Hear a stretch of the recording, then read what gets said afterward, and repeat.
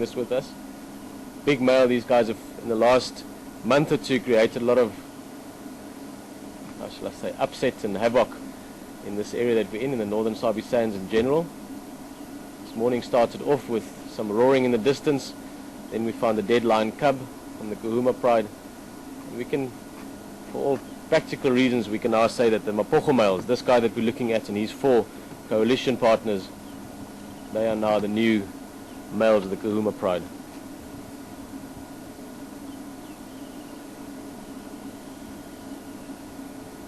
And they've created quite a wide territory for them. They've got lions further south as well. Some of the females in other areas are also now falling under their sort of territorial domain, if you want to call it that. So we are going to be seeing them over time.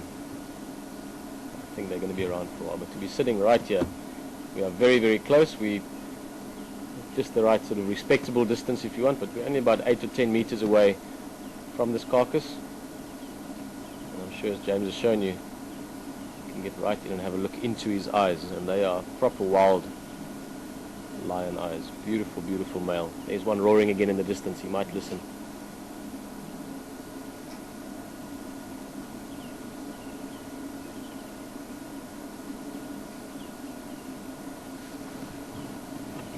Interesting as well, as we arrived here, the other male was busy feeding. And this one was patiently waiting, and as soon as the other one moved off, this one came in to feed again. It shows you that within their own grouping of these 5 Mapogos, they also have their own respect for each other, give their own space.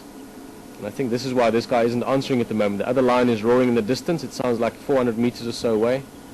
And this one isn't answering. That other lion will eventually find them, but he doesn't want to tell the other male about the food too quickly.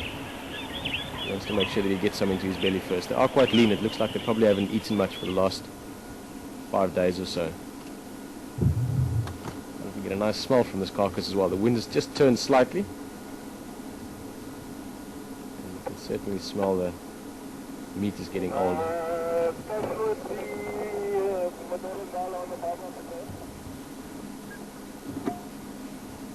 Go, James.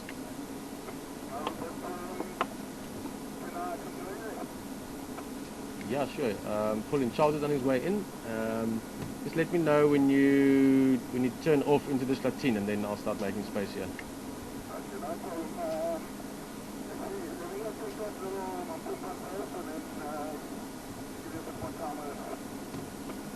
Sure, James. Yeah, no, but whenever you want to call in, come in. There's 2 of them here.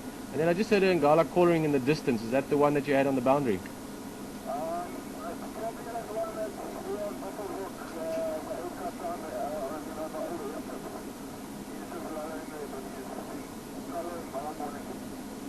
Okay, thanks, James. Copy.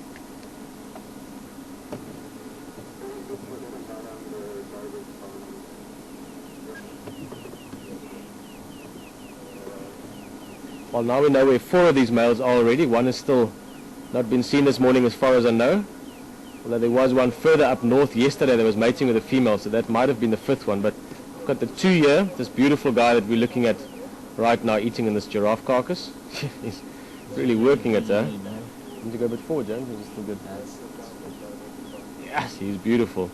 Then we've got the other male that was feeding. He's just lying back in the grass now, digesting and resting a bit. Here's another male, so we say the 3rd one that we know of definitely this morning. He's on the boundary, not too far from here. We're going to try and see him a little bit later if he's still around. And then the 4th one that has been seen this morning is further north into Buffelshoek. That's the one that we heard roaring in the very far distance earlier. So these males are quite spread out at the moment. Yes, but I like this one, huh? He's got lekker eyes. He's just got really, I like what I see in his eyes. Wouldn't walk up there and take his food away from him. One of the things that I can see in those eyes is you don't mess with this guy easily. You get away with it lightly. This is what I like. I like wild untamedness, the wilderness aspect of this place that we're in. And lions are probably one of the best embodiments of that. They literally just say wilderness. And this specific guy, he's just got that whole look in his eyes that I really like. Let's look at him. He's beautiful. A couple of scars on his forehead there. You can see just above the eyes, sort of halfway up his forehead. And also just on the eye bank itself. That would be from some of the latest fights he's been in. And those scars will be around for long enough that we can recognize him from those for now, and then over time we'll start looking more and more at him. Another way that we, little details on him, is he's got quite blonde mane at the top with that little bit of a black mohawk running down the middle of it. Just looking at all the little features of this male. I look forward to getting to know this specific guy more over time.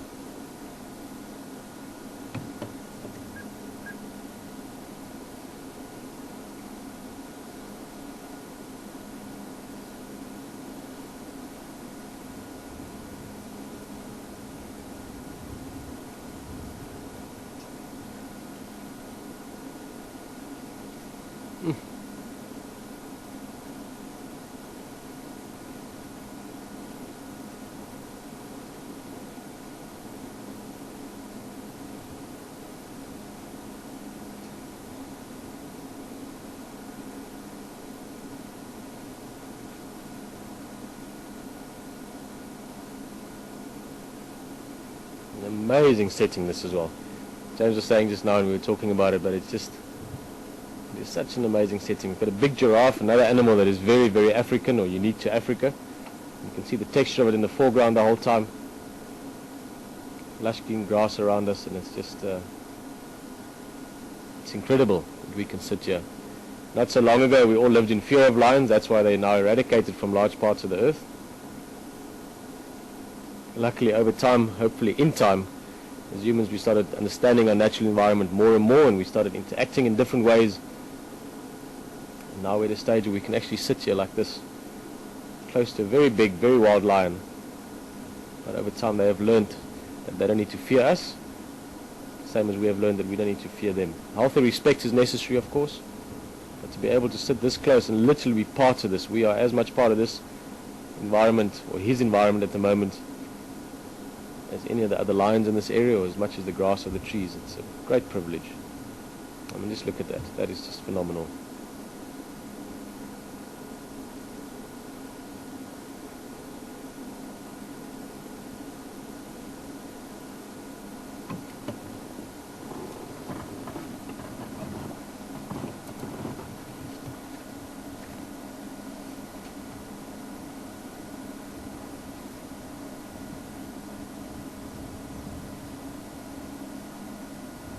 What a setting.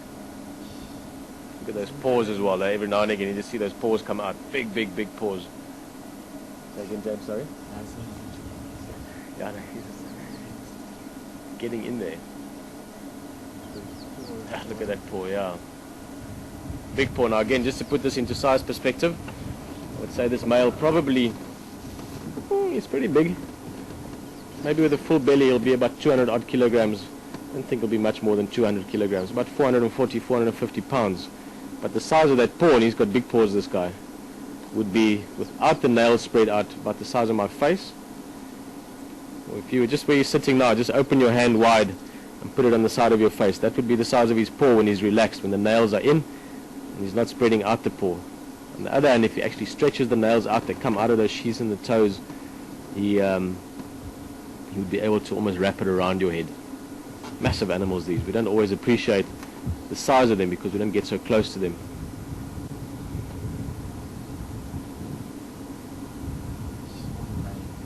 No, he's a good looking cat.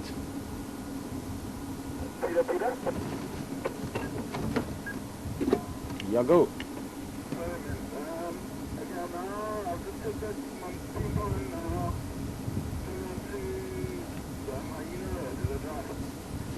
Yeah, FM James, if you just turn down Aina Road and then take the fire break towards the east, not that far, probably 150 meters or so, you'll see the car tracks turning south. Very, very close to that time that you found them in that Skovanin, sort of into that same area almost. And then just keep following the tracks in. I think Charles should be quite close now, so soon after he gets here I'll start making some space, so just keep coming. Yeah, it's very lekker. The one my daughter is digging into this nyama.